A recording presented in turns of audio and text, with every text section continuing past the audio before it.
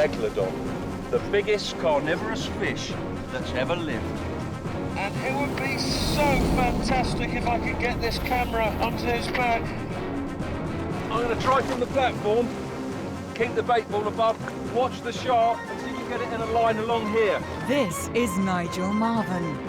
He's a zoologist and an expert in tackling dangerous animals. But his latest adventure is really testing his nerve. He's left the safety of the 21st century behind and traveled back to prehistory. His mission, to visit the 7 deadliest seas of all time and to come face to face with the most terrifying sea creatures that the Earth has ever known. So far, he has made it through 4 prehistoric oceans, but ahead lie the 2 most dangerous, inhabited by the nastiest collection of predators that nature has yet assembled. And he still has to get past a 50-foot shark called Megalodon.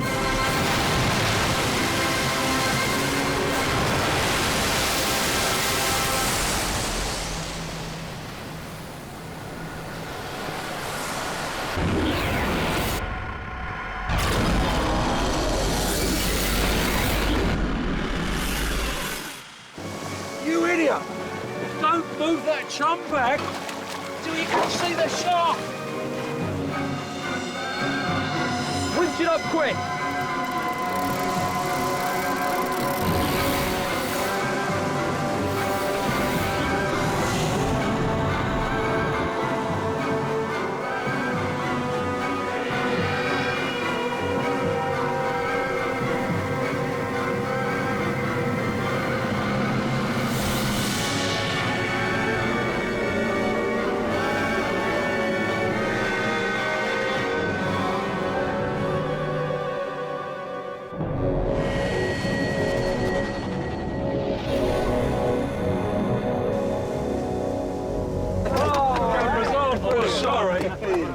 I'm sorry I called you an idiot. I was scared when I fell in, but That was thanks, fantastic. mate. Well done. Well done. I hope we get some shots with that.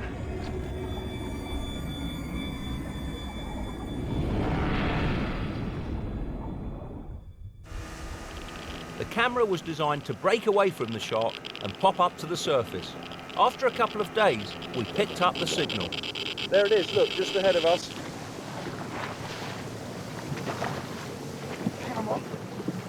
We should have a precious and unique cargo. The camera seems okay, there's no damage here. A bit of shark fin. So what's happened is either rubbed this off on rocks on the bottom or something. I just hope it was on long enough to get some really great footage.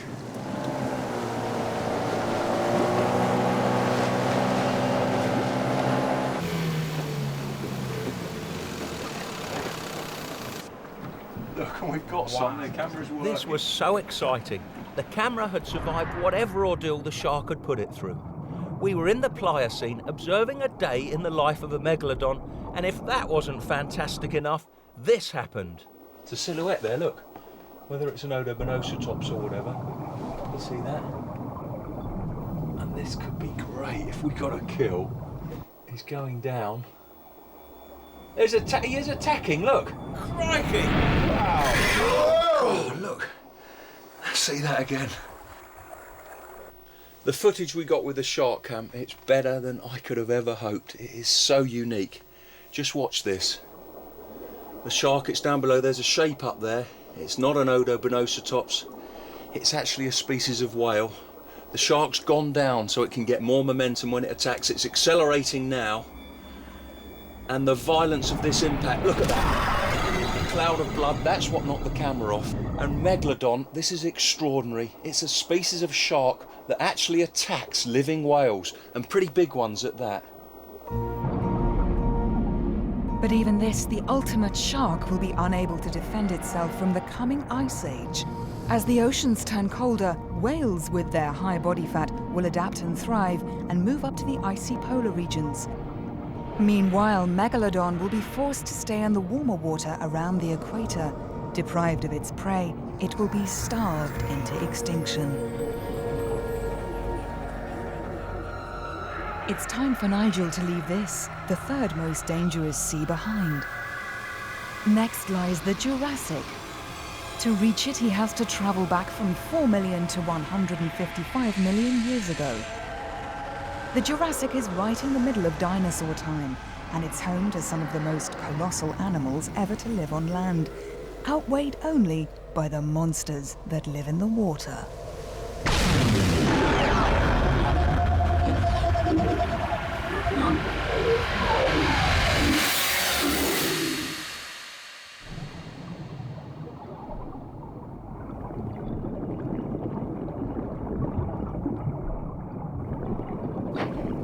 I've come to the Jurassic because this is a land of monstrous creatures. On the land there are giant dinosaurs, and here in the water, well, look at that. That's a shoal of Leeds-ichthyes, and they are the biggest fish that have ever lived. As big as those fish are, there are predators nearly as large that attack them. And that's what I'm here for, to see some of the most massive marine reptiles that have ever lived.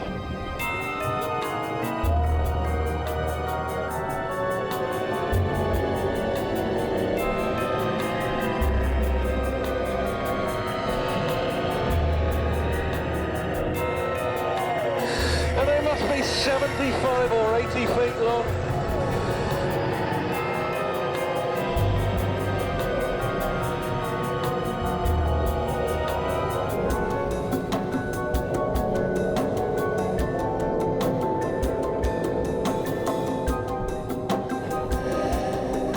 These shoals of giants are sustained by the tiniest creatures that live in the sea. What they do is they filter out any tiny plankton, any small animals floating in the ocean.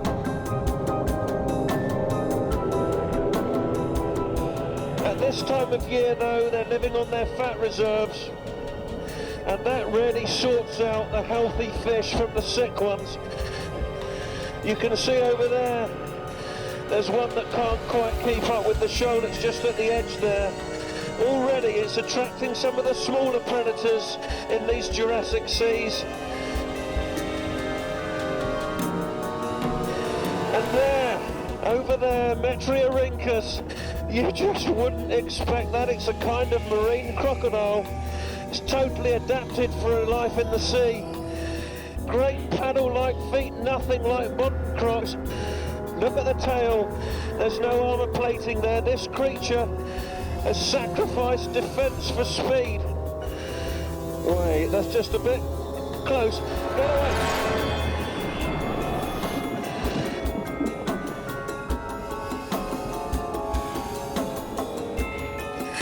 Look at that! Below me, it's a most bizarre shark called Hippodus. See those strange horns on the top of its head? And it's going in to feast now. Look at it twisting to get a chunk of flesh. And oh, you feel sorry for the Leeds-ichthyes, they're actually eating it alive.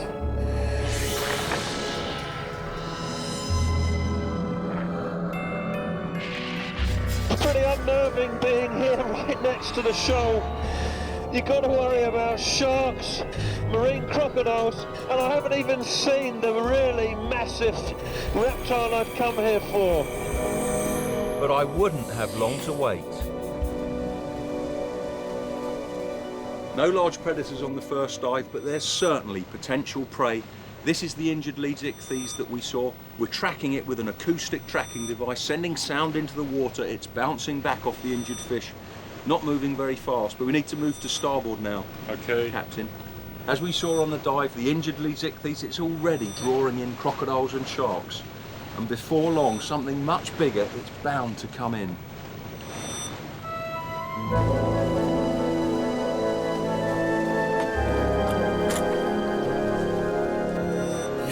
This is it.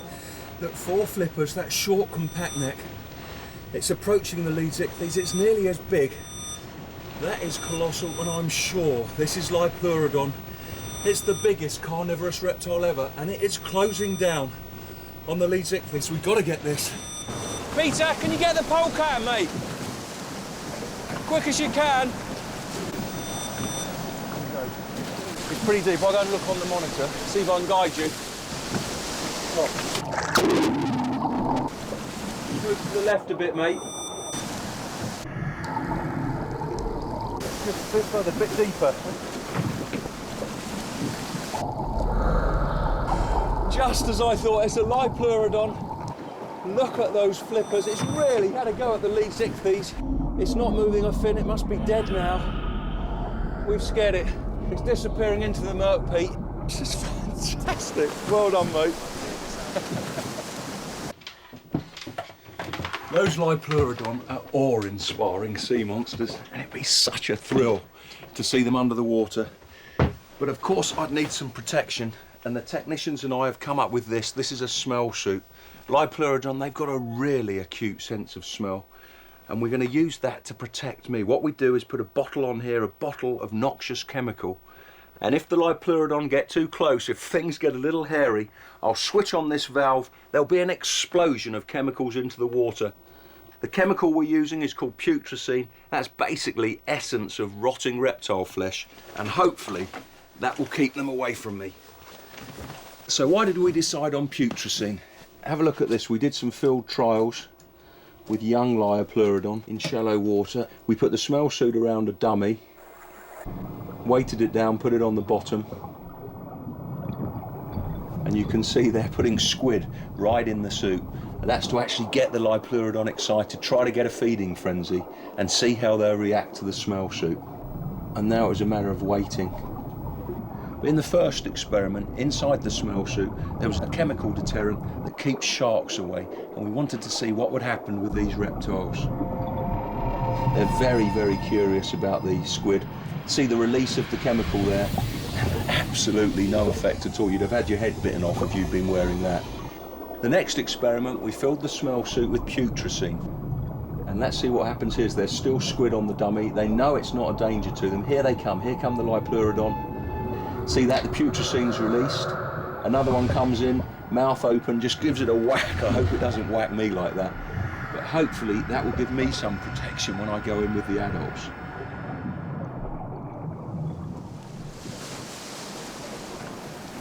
Two, 3, 4, 5. As I thought, a Lipleurodon, perhaps even a pair of them, have come back to the carcass.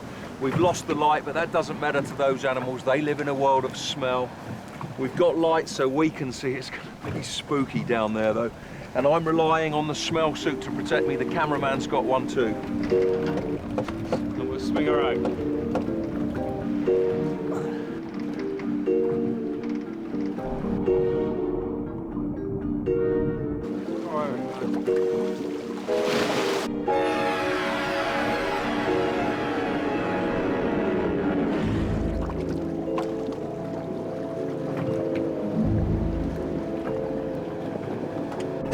Oh my goodness.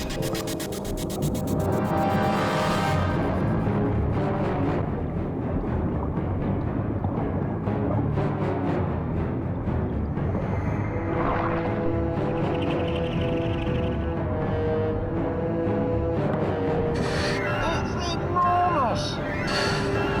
Well, I am so glad the film camera's here. Nobody would believe me back at home.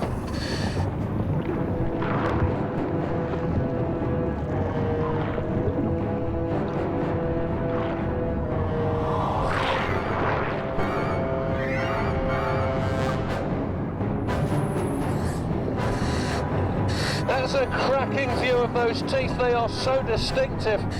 That rosette of really sharp teeth at the front of the jaws there, they are like knife blades.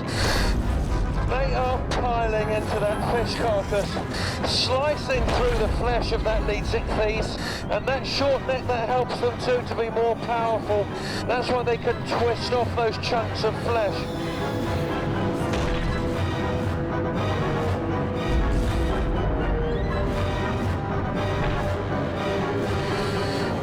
To do, they're not paying any attention to me. That food is really keeping them occupied. So I think I can take a calculated risk. If they do go for me, I've got the smell suit, so I'm going to move in as close as I dare.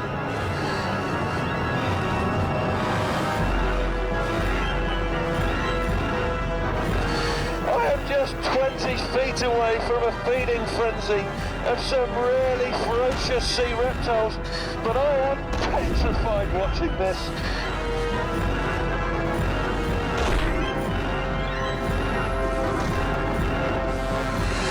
Wow, it's coming in so close. Ah! Thank heavens this snowsuit works. But it's really time to get out of here.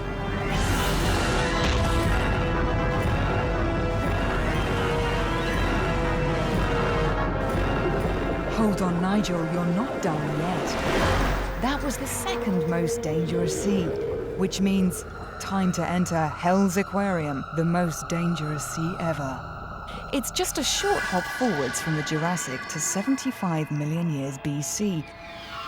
Not long before a massive meteor plows into the planet and marks the end of the dinosaurs.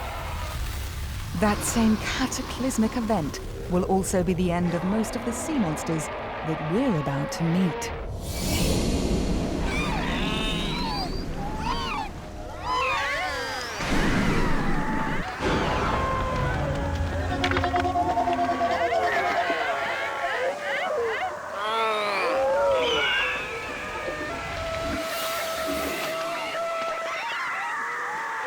A familiar sight on the coast of the Cretaceous.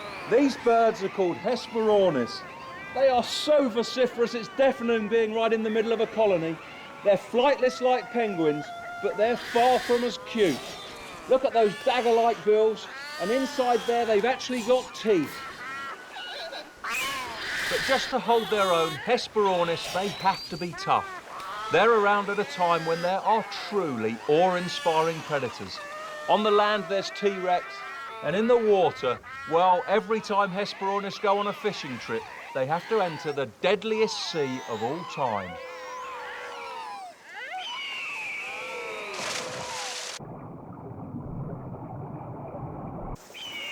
So why is this sea more deadly than the others? It's because there's not just one predator here, there's a whole suite of them. There's frightening sharks, terrifying sea reptiles, even the fish in here, you couldn't imagine them in your worst nightmares. I call this Hell's Aquarium. It's so jam-packed with killers. And this is where Hesperornis spend much of their life. They're amazingly well adapted for diving, with specially heavy bones to help them stay submerged. But few Hesperornis live to a ripe old age, because in this sea, there are so many ways to get eaten.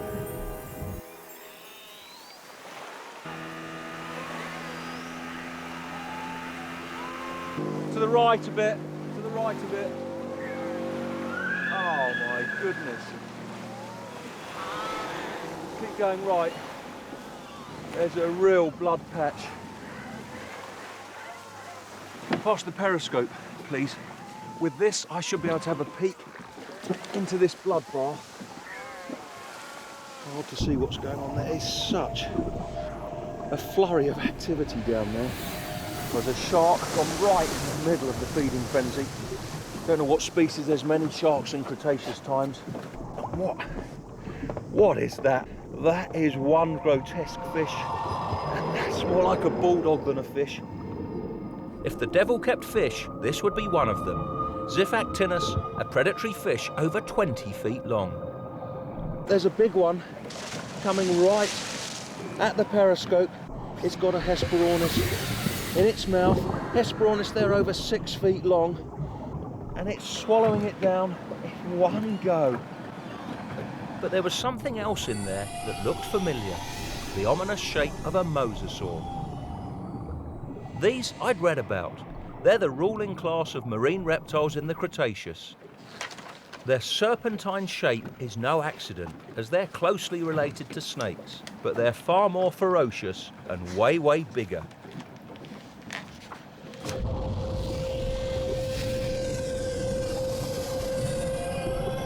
This species near the coast is just a tiddler, a mere 10 feet long, but offshore lurk 60-foot giants. And that's where we were headed.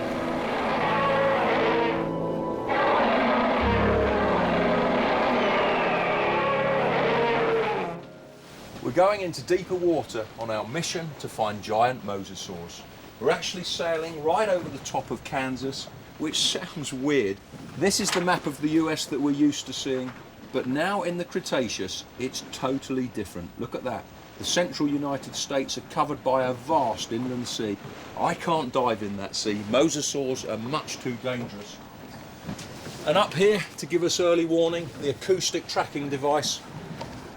And we've got cameras on the prow of the boat. This is the view from the forward-facing one. This is the view from the backward-facing one. If a mosasaur comes anywhere near this ship, we'll get views on video. But this is something we are particularly proud of. This is a remote-operated vehicle with a superb camera. It would be foolhardy for me to swim with mosasaurs, but we're hoping we can get this right alongside them.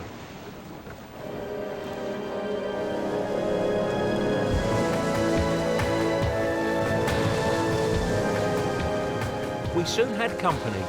With its huge size and characteristic crest, this could only be one thing. Not a bird, but a flying reptile called Pteranodon.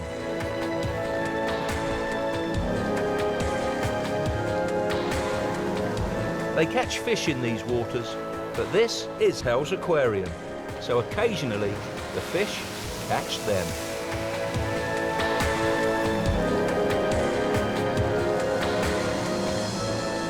The next morning, we were in for a nasty surprise. What the heck was that?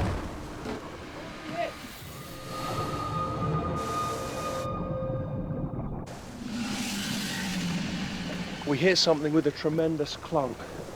And look, it's the body of a turtle, like no turtle alive in the 21st century. It is huge. I think it's an archelon. And you can see, look, it has been bitten in two. And it's a shame. I'd love to see one of those that's alive. But it proves that we're in giant mosasaur country. Nothing else could have done damage like that.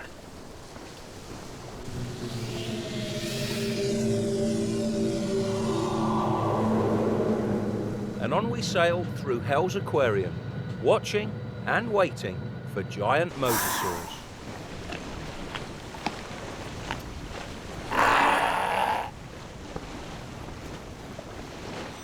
Nigel, this is interesting. Check this out.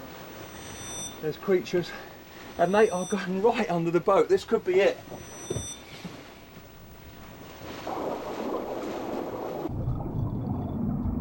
It's not a giant mosasaur. These are some of the most exciting of sea reptiles. I've always wanted to see these. Elasmosaurus, that was the front camera. And this is the camera facing backwards. Look what they're doing. They're riding our bow wave. They're saving energy just like dolphins do. Maybe these are migrating or something. You stop the boat. We had to be quick, but this was a perfect opportunity to try out the ROV with its remotely operated camera. Greg, they're not scared of it at all, are they? Right to the ROV. They're diving. Can you go deeper?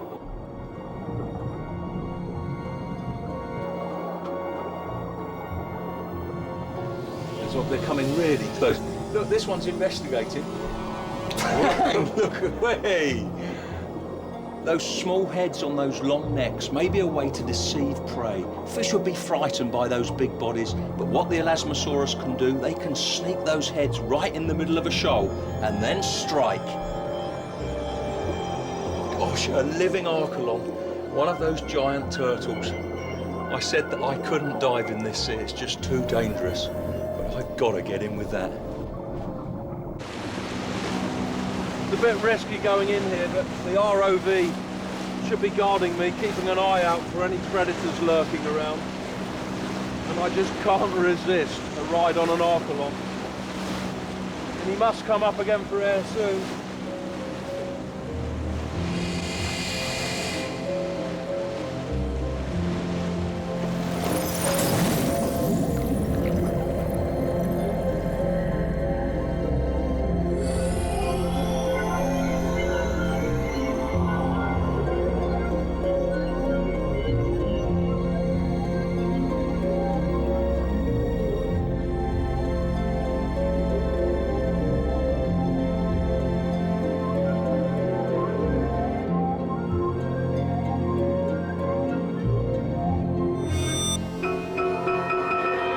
that? Where is it? Nigel back, Pete.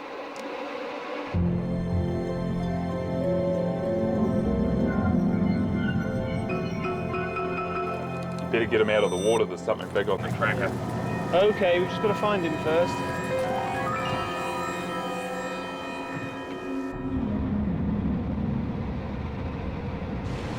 We're on our way out. We've got to find Nigel. There's something down there. Quickly.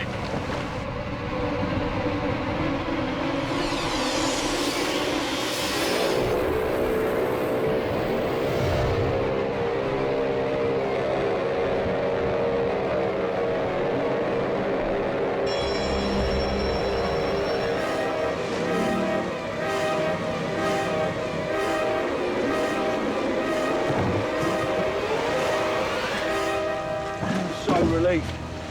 I'm back on here.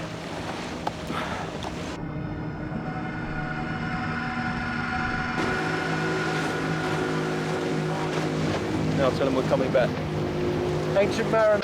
Ancient Mariner, Nigel here. How was your dive, Nigel? It was a thrill to be riding the turtle, but at the end, that was scary. We're on the way back now, Captain. Okay, Nigel, over now. The roof, what? Can you see him on the ROV, Greg? The ROV had seen it all.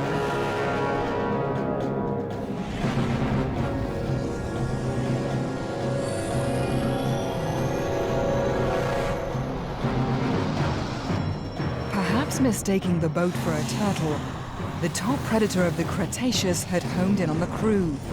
And if there's one thing worse than swimming with a 60-foot carnivorous reptile, it's swimming with its family. Giant mosasaurs often travel in groups to protect their young. Move away from the boat, there's nothing under you. They will attack and eat virtually anything that moves. Sharks, turtles, giant squid, even other mosasaurs. With 3 humans and an upturned boat in the water, they were spoiled for choice. So far, they were choosing the boat.